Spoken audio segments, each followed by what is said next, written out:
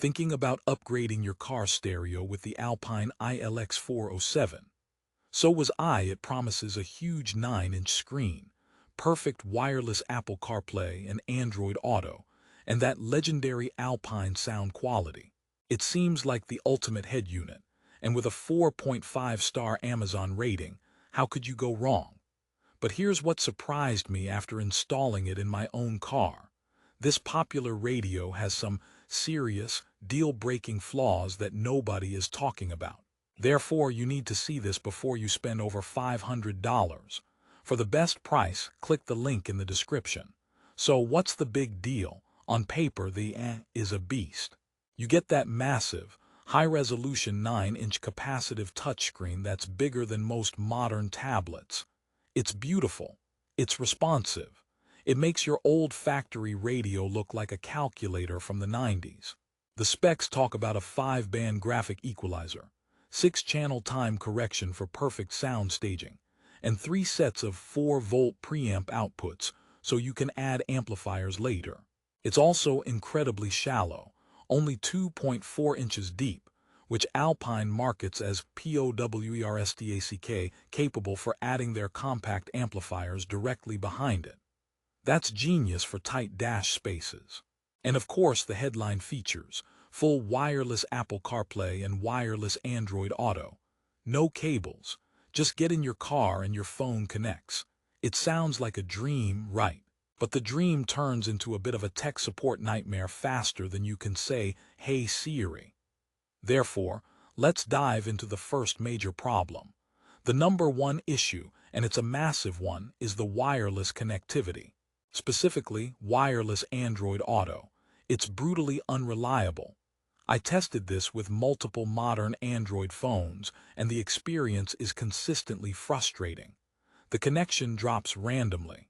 Sometimes it won't connect at all, forcing you to fiddle with phone settings, Bluetooth, and the head unit's menus for 5 minutes just to get your maps and music back. Even when it works, there's often a noticeable lag. Press pause on your steering wheel. Wait 2 seconds. It's like the stereo is thinking deeply about your request. Wireless Apple CarPlay is reportedly more stable, but it's not flawless. The initial convenience of wireless becomes a huge inconvenience when you're driving and your screen goes black. This isn't a minor bug. It's a core feature failure. You buy a wireless head unit so you don't have to plug in your phone. But if you constantly have to unplug your sanity and reconnect it, what's the point? Therefore, many users end up just using a USB cable, which defeats the entire purpose. And that's joke number one. The Alpine is so committed to the wireless lifestyle. It encourages you to cut the cord and then immediately trip over it when you have to plug back in. Let's talk about the second big problem: the user interface, or as I like to call it, the Alpinification of simplicity. When you're not in CarPlay or Android Auto, you're stuck with Alpine's own menu system. And it's not great. It feels dated and clunky. Customizing the home screen with widgets is cool in theory. You can drag and drop things like audio controls, clock, or source info. In practice, it's sluggish and unintuitive. The settings menus are a labyrinth. Want to adjust that fancy 6-channel time correction? Be prepared for a journey through sub-menus that would confuse a NASA engineer. The touch response is fine on the main screen, but hitting small buttons in the settings is an exercise in precision that you don't want while driving. It's like they built a Formula One engine but forgot to put a comfortable seat around it. You have all this power under the hood, but the dashboard is covered in confusing, tiny knobs. This leads to the core irony. You're paying for a premium touchscreen experience, but you'll want to stay in CarPlay 100% of the time to avoid the native UI. But what happens when CarPlay glitches? You're stranded in a poorly designed digital wasteland. Now let's address the sound. This is Alpine. Sound is their heritage. And to be fair, when it works, the audio processing is excellent. The EQ and time correction tools are powerful for true audiophiles who want to tune their soundstage perfectly. The preamp outputs are clean and strong. However, and this is a huge however, the built-in amplifier is weak. Pathetically weak. We're talking about 16 watts RMS per channel. That's barely enough to power basic factory speakers. If you're hoping this unit will dramatically improve your sound all by itself, you will be deeply disappointed. Your music will be clean, but it will lack punch and volume. This is why Alpine pushes the POWERSTACK amplifiers so hard. They practically designed this radio to need asterisk an extra amp.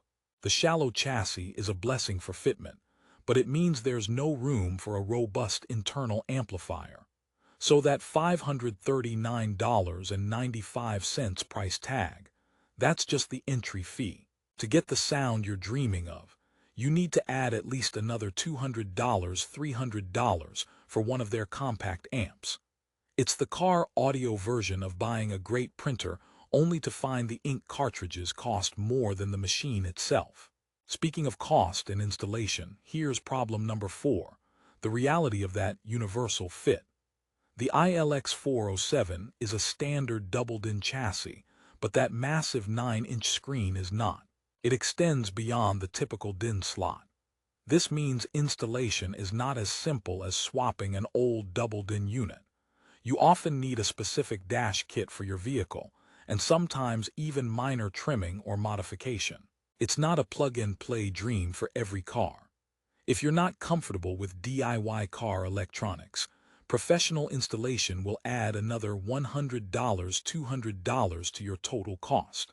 So your $540 stereo can easily become an $800 plus project before you even notice. That's joke number 2. Alpine calls it the iLX-407, but your bank account will know it as the how much. 407. Let's look at some other quirks and complaints. The lack of a physical volume knob is a pain point for many. You have to use touch-sensitive buttons or your steering wheel controls. In a bumpy car, hitting a small touch button is harder than it should be. The unit also doesn't have a built-in HD radio tuner, which is a strange omission at this price point.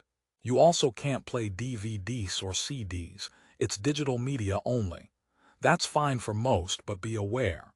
And then there's the boot-up time. It's not instant. You turn your key and you wait a few seconds for the system to initialize before you can do anything. It's a small thing, but in a modern world of instant-on devices, it feels slow. So after all these problems, is the Alpine iLX-407 a complete disaster? No, not entirely. That's the frustrating part. Therefore, this is the resolution. When it works, the screen is gorgeous. Wireless CarPlay, when stable, is incredibly convenient. The audio tuning features are pro-level. If you are a hardcore Alpine fan, are planning to add a POWERSTACK amplifier from day one, primarily use Apple CarPlay, and have a vehicle that fits it cleanly, you can make this unit sing. It's a powerful brain for a serious sound system. But for the average person who just wants a reliable, great-sounding upgrade with wireless connectivity, this is a risky buy. The Android Auto issues alone are a potential deal-breaker for half the market. The weak internal amp will underwhelm most people. Therefore, what should you do? First, be brutally honest about your needs. If flawless wireless Android Auto is a priority, look at other brands like Kenwood or Sony that have more consistent reviews on that specific feature. If you want powerful sound without adding an amp immediately, look for a unit with higher RMS power. The iLX-407 is a specialist tool, not a universal solution.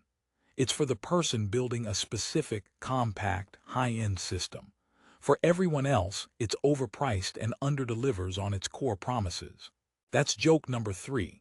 This stereo has more buts than a bad country song. Before we wrap up, let's touch on the Amazon reviews. That 4.5-star rating is seductive, but you have to read between the lines. Many 5-star reviews are from users who just installed it and are in love with the screen. The 1-star reviews consistently highlight the wireless dropouts and amp power. This is a classic case of a product that wows you on day 1, but starts to annoy you by day 30. It's the tech equivalent of a really attractive date who shows up late and only talks about themselves. So, what's the final verdict? Don't buy the Alpine iLX-407 if you expect a seamless, powerful, out-of-the-box experience.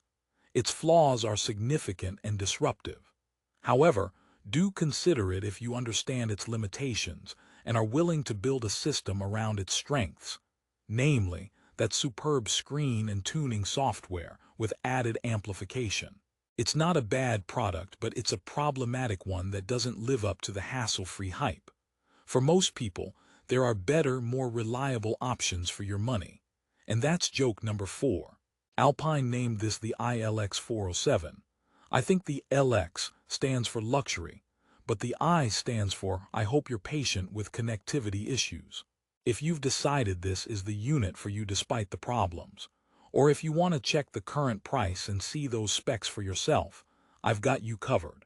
Click the link in the description below for the best available price on Amazon. You can see all the details and make your own informed decision. Remember, I've given you the honest problems here so you don't have any surprises. For the best price on the Alpine iLX-407, check the link in the description now.